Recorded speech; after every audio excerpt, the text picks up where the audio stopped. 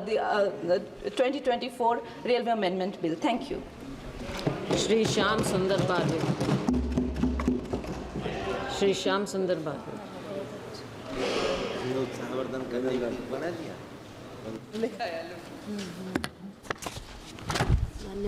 धन्यवाद अध्यक्ष महोदय। सबसे प्रथम मैं आपको धन्यवाद करता हूं, आपने मुझे रेलवे संशोधन विधेयक 2024 पर बोलने का मौका दिया। अभी मैं जिस तरीके से सुन रहा था अध्यक्ष महोदय कि मुझे ऐसा लग रहा है कि 2014 से ही रेलवे बोर्ड चालू हुआ है और रेलवे चल रही है देश में। इसके पहले रेलवे चलती नहीं थी। इस टाइप से ही, इस प्रकार से ही जताया जा रहा है मंत्री महोदय के माध्यम से और सत्ताधारी पक्षों के माध्यम से। लेकिन आपको बताना चाहूँगा कि किस तरीके से रेलवे ये 2024 में नहीं, 2014 में नहीं तो 1903 से चालू 1905 से विधेयक तैयार किया गया है बोर्ड अधिनियम के तहत, रेलवे बोर्ड अधिनियम के तहत।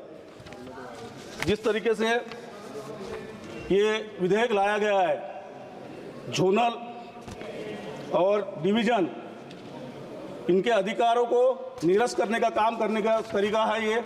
और सारे लोगों को यहाँ दिल्ली में केंद्र में बुलाकर लोगों को परेशान करने के हिसाब से ये बिल और ये तैयार किया गया है, मुझे ऐसा लगता है।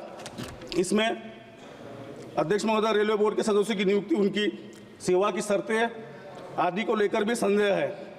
जिस प्रकार से रेलवे बोर्ड के चेयरमैन, सचिव और अन्य सदस्यों की नियुक्ति होगी उसमें राजनीतिक हस्तक्षेप बढ़ाने की संभावना ज़्यादा है।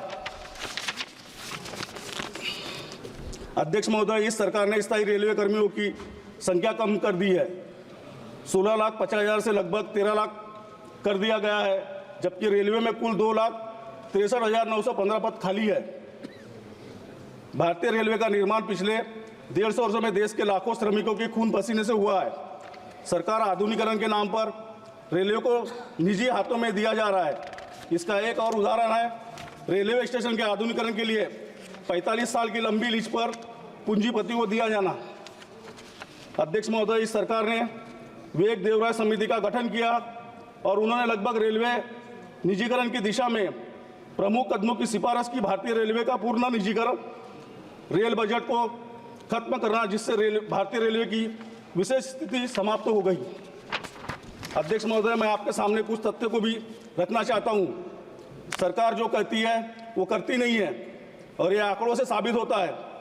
हमारी पार्टी और हमारे दल के नेता श्री राहुल जी गांधी हमेशा रेलवे के निजीकरण के खिलाफ बोला है और सरकार के द्वारा झूठ का प्रचार किया जा रहा है कि रेलवे का निजीकरण नहीं हो रहा है, जबकि रेल मंत्री जी ने खुद लोकसभा में 16 सितंबर 2020 लिखित उत्तर में बताया कि चुनिंदा और लाभदायक 109 मार्गों पर 150 यात्री ट्रेनें निजी करने की प्रक्रिया शुरू हो चुकी है।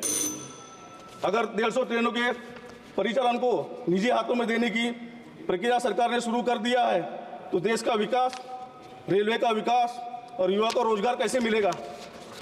अध्यक्ष महोदय, मैं लास्ट में बोलना चाहूँगा कि जिस तरीके से हमारे जो SC, ST, OBC के विद्यार्थी देश में कहीं पर भी पहले 2014 के पहले उनको पासेस दी जाती थी एग्जाम देने के लिए, वो इस सरकार ने बंद कर दिया है।